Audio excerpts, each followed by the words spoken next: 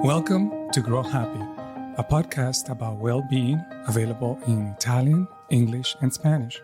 So whether you want to learn about positive psychology or improve your skills in any of these languages, we would like to welcome you. Hi, Lily. Hi, Fernando. What are we talking about today? Today's key concept is emotional regulation, which might be a better way to understand how to manage emotions instead of thinking that we're supposed to learn to control our emotions. A key reason why regulation might be a better word to use than control is that there are unpredictable stressors that activate mechanisms in our brain and body that work automatically and are related to our basic survival. Today's key idea is a continuation of the ideas we described in the previous episodes. You might recall that we have described that negative emotions can sometimes help us be creative, find inspiration, and grow. Also, you might remember that growth and flourishing are concepts better associated with living a meaningful life. When we participated in and facilitated events on the topic of emotional regulation, we discovered that many of us have a tendency to think that emotions are meant to be controlled.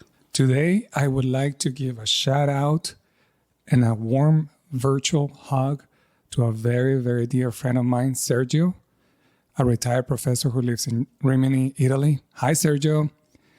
He shared with us that most of his life, he focused on living a life based on logic and reason while repressing and avoiding emotions that made him feel discomfort. For example, when a close relative got involved in an accident, Sergio avoided dealing with the emotional pain by using the defense mechanisms of repression and denial.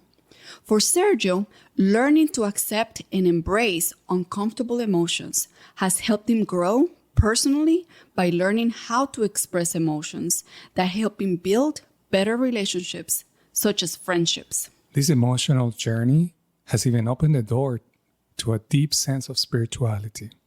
Sergio has even recently authored a book in Italian that we highly recommend called Sentieri ininterrotti a piedi nudi nella fede, that could be translated in English as Uninterrupted Paths, Barefoot in Faith, where he beautifully describes friendship and the spiritual development of the characters in the story. Today, we would like to integrate the concepts of emotional regulation and emotional intelligence. When we develop skills to learn high emotional intelligence, we're able to shape our emotional experiences and regulate them by being more accepting, open, and flexible in ways that allow emotions to flow. Control implies a more black and white view of emotional management. We really can't control biological systems that are meant to help us survive. We can, however, learn to better interpret and to better respond to events that range from everyday life stressors all the way to dangerous threats. An example is learning to enjoy public speaking instead of fearing public speaking. Emotional experiences like having an increased heart rate or feeling butterflies in our stomach before a speech could be interpreted as something fun and enjoyable. With emotional intelligence, we can learn to shape emotions in a more functional direction. Although some people may need to access the assistance of a professional mental health expert, it is true that we can all benefit from learning to use science-based emotional regulation strategies, such as learning to reframe situations, using self-compassion, acceptance, and seeking social support. The take-home message for today is that we're better off learning to regulate emotions than trying to control them.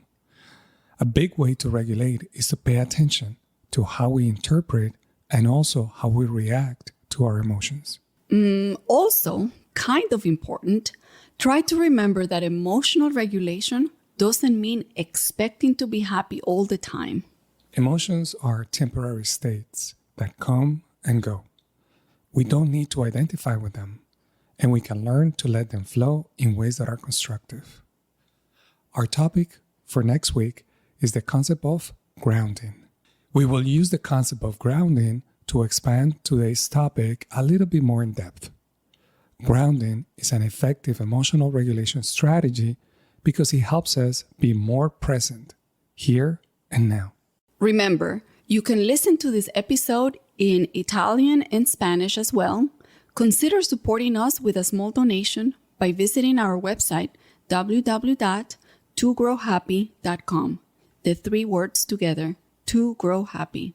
togrowhappy.com, where you can find all our podcasts and transcripts for each episode. You can also help us by leaving a positive review on the platform you use to listen to this episode and share your thoughts with us. We hope this episode can help you become happy. Goodbye. Ciao. Adios.